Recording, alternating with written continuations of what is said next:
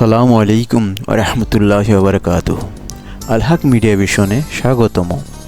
আজ আমার ভিডিওর বিষয় সূরা আল বাকারার ৫ম ও ৬ষ্ঠ আয়াতের অর্থের উপর ভিত্তি করে একটি ইসলামিক মোটিভেশনাল গল্প, হিদায়াতের পথ।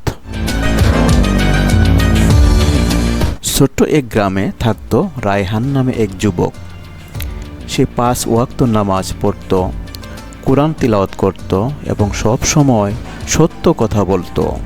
গ্রামের অনেকেই তাকে নিয়ে হাসাহাসি করত। তারা বলতো, এত ইবাদত করে কি হবে, জীবন তো আনন্দের জন্যে। কিন্তু রায়হান কখনো আল্লাহর পথ ছেড়ে যায়নি। একদিন গ্রামের এক ধনী যুবক হারাম পথে টাকা আয় করে বিপদে পড়ে গেল।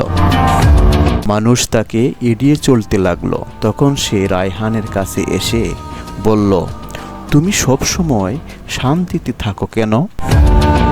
রায়হান মুস্কি হেসে বলল, কারণ আমি আল্লাহর হিদায়াতের পথে থাকার চেষ্টা করি। সত্যিকারের সফলতা টাকা নয়, আল্লাহর সন্তুষ্টি।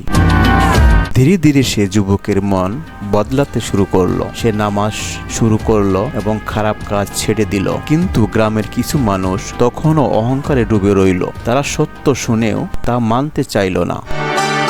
এই গল্প আমাদের শেখায়, যারা আল্লাহর হিদায়াত গ্রহণ করে তারাই প্রকৃত সফল, আর অহংকার অন্ধ হৃদয় সত্যকে সহজে গ্রহণ করতে পারে না। ভিডিওটি ভালো লাগলে লাইক, কমেন্ট, শেয়ার ও সাবস্ক্রাইব করতে ভুলবেন না। জাযাকাল্লাহ খায়ের।